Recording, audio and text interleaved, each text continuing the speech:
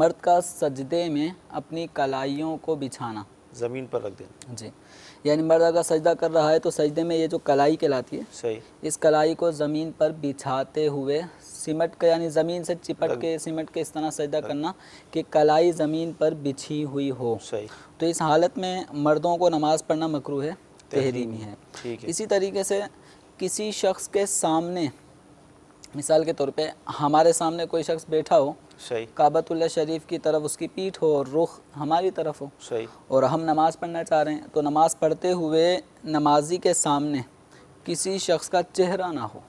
सही, अब अगर कोई शख्स पहले से बैठा हुआ है सही, और अब नमाजी बाद में वो इस सब मुँह करके बैठा हुआ है, वो अपनी बातें कर रहा है, और नमाजी आया बस अल्लाहु अकबर के नमाज शुरू कर दे और उस सामने बैठे हुए शख्स का रुख नमाजी की तरफ है, सही, तो पहले से कौन था? सही, वो शख्स था। तो अब ये नमाजी गुनाहगार होगा कि इसने नमाजी ने किसी शख्स के चेहरे के सामने रुख करके नमाज शुरू कर दी। सही। इसको चाहिए था दाएं बाएं किसी और जगह हट के नमाज अदा करता। तो अब ये इस कंडीशन में नमाज पढ़ना कि सामने किसी का रुख हो और ये नमाज शुरू कर दे, तो ये मकरूह तहरीमी अमल है। हाँ, अगर कोई शख्स पहले से नमाज पढ़ रहा है सही और आगे आके कोई बैठ जाता है, सही, तो अब गुनाह उस पर होगा। अब नमाजी के ऊपर गुनाह नहीं होगा, अब कराहत उस चेहरा करने वाले के ऊपर होगी, गुनाह उसके ऊपर होगा।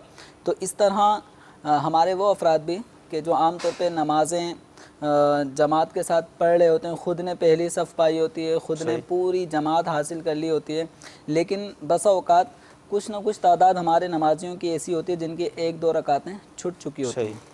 अब इमाम के सलाम फेरते ही अगली सफ़ में बैठे हुए अफराद वो उठ खड़े होते हैं, पीछे निकलने की करते हैं, जबकि पिछली सफ़ में गुजरने की गुंजाइश भी नहीं होती और लोग अपनी नमाज़ें पढ़ रहे होते हैं। तो इस सूरत में वो बिल्कुल नमाजी के सामने रुख करके खड़े रहते हैं यहाँ तक कि उस नमाजी को जब तक वो नमाज से फरागत ना हो एक टेंशन ही सवार रहती है, यार लोग मेरे सामने खड़े। तो इस तरह जो लोग नमाजी की तरफ रुख करके मुँह करके खड़े रहते हैं, वो गुनाहगार होते हैं।